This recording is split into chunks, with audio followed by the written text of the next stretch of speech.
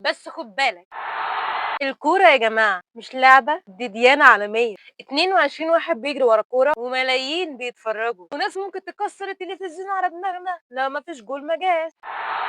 بس الغريب إن كورة قديمة جدا، أول نسخة من الكورة كانت في الصين، وده في القرن الثاني الميلادي، واللعبة دي وقتها كان اسمها كوجو أو كوجو، كورة من الجلد محشية ريش. أما بقى اليابان كان عندها حاجة شبهها بس اسمها كيماري، بس هناك بقى كانوا رايقين شوية، كانوا بيلعبوها بس في الاحتفالات. أما بقى في أوروبا الرومان لعبوا بالكورة، وبعدها على طول إنجلترا دخلت على الخط. بس خد بالك، الكورة زمان في إنجلترا ما كانتش ماتش، دي كانت عركة جماعية، قرية ضد قرية، يجروا بالكورة في الشارع، يكسروا محلات وبيوت، ومفيش لا حكم ولا تسلل. لحد القرن 19 الإنجليز وقتها قالوا ما كفاية فوضى بقى، تعالوا نكتب شوية قوانين حلوة كده، ومن هنا اتولدت الكورة الحديثة اللي احنا بنسمع عنها دلوقتي. وبقت مش لعبة، دي بقت اقتصاد، لعيبة أسعارهم أغلى من المدن، وإعلانات ورعاة، حتى الكشري بيتأثر لو في ماتش كبير.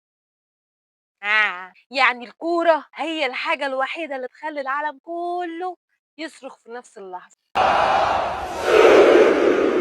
كنت معاكم في الدولاب.